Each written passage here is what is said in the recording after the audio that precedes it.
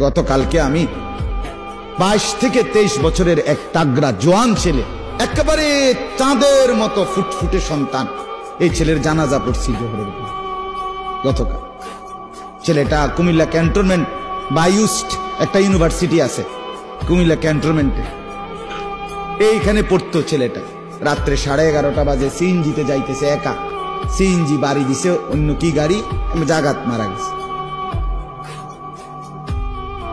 তো 22-23 বছরের এই তাগড়া আমার বাসার সামনে জানাজা।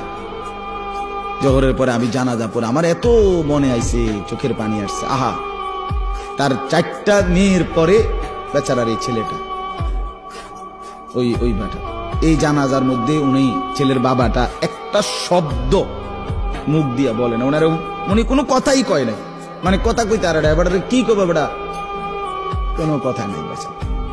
মানে শুধু এতটুকু কয় যে আমার ফোলাগারে মাফ করে দিয়ে, এইটাও কইতে পারতেছে না উনি, পাথর হয়ে গেছে বেচারা। হ্যাঁ, চাঁদের মতো সুন্দর ছেলেটা। তো আমি বললাম যে হায়, গতকালকের আগের দিনও সে তো ঘরে লেফ কম্বলের নিচে ঘুমাইছিল, আজ কবরে আজকের রাত তারে লেফ দিয়ে দিবে কি? আজকেও তো ঠান্ডা আছে, হ্যাঁ আজও তো শীত আছে, আজ তাকে কবরে লেপ দিবে কে, কম্বল দিবে কে বাপ?